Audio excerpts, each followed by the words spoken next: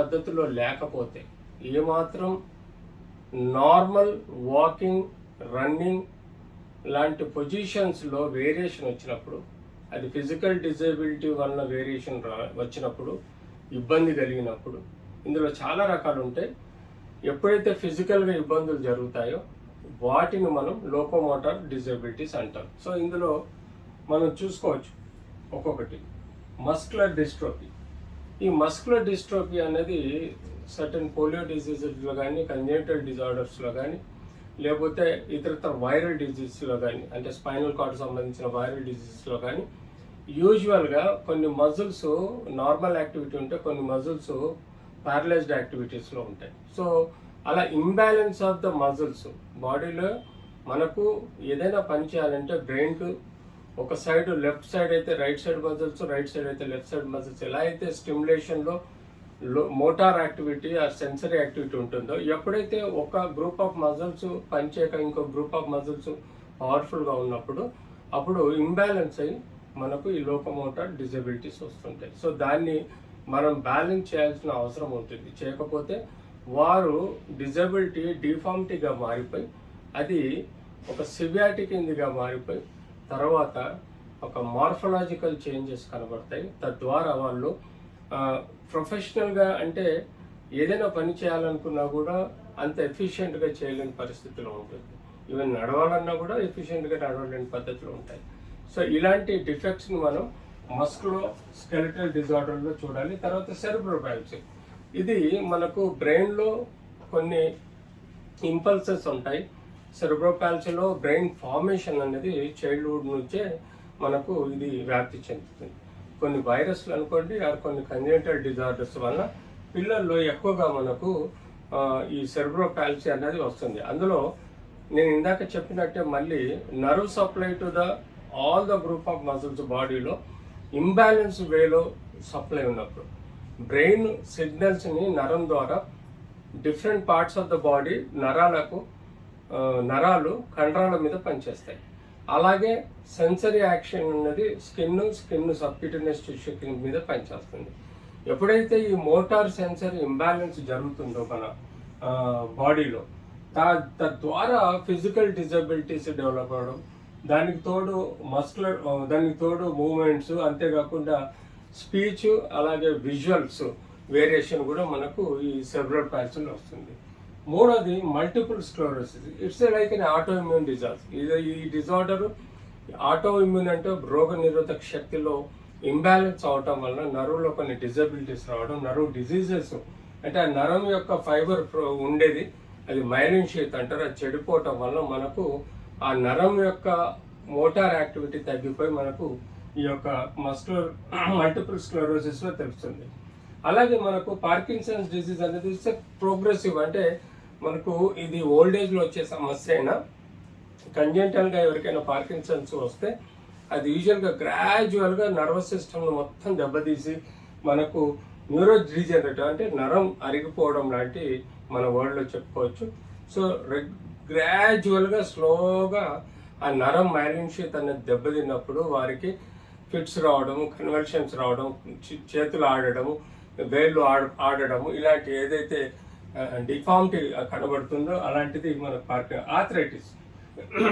This is also one of the most common in ఈ డిజార్డర్లో, locomotor డిజార్డర్లో. ఎప్పుడైతే imbalance muscles activity ఒక joint మీద పడ్డప్పుడు ఆ జాయింట్ మీద ఒక సైట్ ఆఫ్ ఏరియాలో ఎక్కువగా వైబ్రేషన్కు లోనైపోయి ఆ యొక్క కార్టిలేజ్ కానీ లేకపోతే సెమీ సాలిడ్ మెంబ్రెన్స్ ఉంటాయి, అవి అరిగిపోవడం, దెబ్బతింటాం. లేకపోతే ఈ ఇమ్యూనోలాజికల్ డిజార్డర్స్ వలన కూడా ఈ యొక్క ఆర్థరైటిస్, కీలవాతం చాలా రకాలుగా ఉంటాయి. ఇందులో ఆటోఇమ్యూన్ డిజీజ్ ఉంటాయి, ఫిజికల్ డిజీజెస్ ఉంటాయి, డీజనరేటివ్ ఉంటాయి. చెప్పుకుంటూ పోతే ఒక 15-16 కీలవాతం ఆర్థరైటిస్ అన్నది ఉన్నది. సో దీనిలో మనం ఎక్కువగా చూడగలుగుతాం. అలాగే స్పైనల్ కార్డ్ ఇంజరీస్ ఆబ్వియస్గా ఇందాక నేను చెప్పినట్టు బ్రెయిన్ నుంచి ఇంపల్సెస్ స్పైనల్ కార్డ్ ద్వారా మన బాడీలో ఉండే కొన్ని కోట్ల నరాలకి రక్త ప్రసారం ఎలా అయితే ఉంటుందో అలాగే నరం నుంచి స్టిమ్యులేషన్, కరెంట్ సప్లై అంటే ఎలాగైతే మీటరు, స్విచ్ బోర్డు నుంచి మన ట్యూబ్ లైటు, లైట్స్ ఫ్యాన్స్ ఎలాగైతే వైర్లతో కనెక్ట్ అవుతాయో అలా మనకు మీటర్ నుంచి స్విచ్ బోర్డ్ వరకు వైర్లు చెడిపోయినా, స్విచ్ బోర్డ్ నుంచి లైట్స్ వరకు ఆ ఫ్యాన్ వరకు చెడిపోయినా దానిలో మనకు ఇంటరప్షన్ అనేది ఉంటుంది. అలాగే మనకు ఈ స్పైనల్ కార్డ్ ఇంజురీస్లలో మనకు సపోజ్ నెక్ లెవెల్లో స్పైనల్ కార్డ్ ఇంజురీ అయితే టోటల్ బాడీ మీద ఎఫెక్ట్ పడుతుంది. క్వాడ్రిప్లేజియా అంటే చేతులు కాళ్ళు పడిపోయే ఆస్కారం ఉంటుంది. దాంతో ఈవెన్ ఊపిరితిత్తులు ఫ్రెనిక్ నర్వ్ మీద కూడా ఎఫెక్ట్ అయ్యే ప్రమాదం ఉంటుంది. అదే కిందికి వస్తూ మనము ఈ యొక్క చెస్ట్ లెవెల్లో ఇంజురీ ఉంటే ఈ చెస్ట్ లెవెల్కి కింది భాగంలో నుంచి మనకు పెరాలసిస్ వచ్చే ఆస్కారం ఉంటుంది. అలాగే నడుములో ఇంజురీ ఉంటే మనకు పెల్విస్ నుంచి సగం అబ్డమెన్ పెల్విస్ నుంచి కాళ్ళ వరకు మనకు పెరాలసిస్ వచ్చే ఆస్కారం ఉంటుంది. దీన్ని మేము స్పైనల్ కార్డ్ ఇంజురీ అంటాం. So spinal cord something like wires between switch board to light అనమాట. సో ఎప్పుడైతే ఇలాంటి ఇంజురీ వల్ల మనకు పవర్ సప్లై ఆగిపోతుందో ఆ ఏరియాలో మనకు ఈ యొక్క సమస్యలు స్పైనల్ కార్డ్ ఇంజురీలో ఎక్కువగా వచ్చే ఆస్కారం ఉంటుంది. సో అంతేకాకుండా మనకు ఈ యొక్క డ్వార్ఫిజం అనుకోండి, ఇది హార్మోనల్ ఇంబ్యాలెన్స్, జెనెటిక్ డిజార్డర్స్ వలన పిల్లలు పొట్టిగా పుట్టడము, genetic disorders family hereditary history ఉంటుంది, జెనెటిక్ హిస్టరీ ఉంటుంది. తద్వారా వాళ్ళ గ్రోత్ వాళ్ళ ఫ్యాక్టర్స్ అన్నీ చాలా డిఫెక్టివ్ ఉంటాయి. కాబట్టి వాళ్ళు హైటు, వాళ్ళ పర్సనాలిటీ, వాళ్ళ యొక్క ఫెమిలియల్ పద్ధతి ప్రకారం వస్తుంటాయి. వాళ్ళ కొన్ని సిండ్రోమ్స్ ఉంటాయి, అసోసియేటెడ్ సిండ్రోమ్స్ ఉంటాయి. సో అసోసియేటెడ్ సిండ్రోమ్లో వేరియస్ ఆర్గనల్ సమస్యలు కూడా వస్తాయి. అలాంటివి మనం అబ్సల్యూట్లీ అంటే డ్వార్ఫిజంలో ఎక్కువగా మనకు అనిపిస్తుంది వాళ్ళకు హైపర్ యాక్టివిటీ కూడా ఉంటుంది. వాళ్ళలో బ్రెయిన్ యాక్టివిటీ చాలా ఎక్కువగా పనిచేసే పాసిబిలిటీ ఉంటుంది. ఒక పర్సన్కి ఎలాగైతే మనము రెగ్యులర్గా ఫీడింగ్ ఇస్తామో దానికి మించి వాళ్ళు గ్రాస్ప్ చేసే ఆస్కారం కూడా ఉంటుంది డ్వార్ఫిజం. సో ఇలాంటి హైపర్ యాక్టివిటీలో కొన్ని సమస్యలు వచ్చే ఆస్కారం ఉంటుంది. కాబట్టి ఇలాంటి డిజార్డర్స్ని మనం చూసుకోవాల్సిన అవసరం ఉంటుంది. సో పర్టికులర్గా this is what locomotor disorders అంటే వీటిని పర్టికులర్గా మన దివ్యాంగులు గ్రహించి వారి యొక్క సమస్యల్ని వాళ్ళే బేరీజ్ వేసుకొని అవసరం ఉంటే నన్ను కాంటాక్ట్ చేయగలిగితే నేను దాన్ని పర్ఫెక్ట్గా 24/7 జవాబ్ టీవీ ద్వారా మేము ఆన్సర్లు ఇవ్వగలుగుతాం. డైలియో డాక్టర్ ఫర్ దివ్యాంగజన్ అనే ఒక కార్యక్రమం వారానికి ఒకరోజు 4 to 5 ఫ్రైడే కానీ సాటర్డే కానీ 4 గంటల నుంచి 5 గంటల మధ్య ఒక 1 hour మేము ఆన్లైన్లో కాల్స్ రిసీవ్ చేసుకుంటాం. హెల్త్ టిప్స్ ఇస్తాము.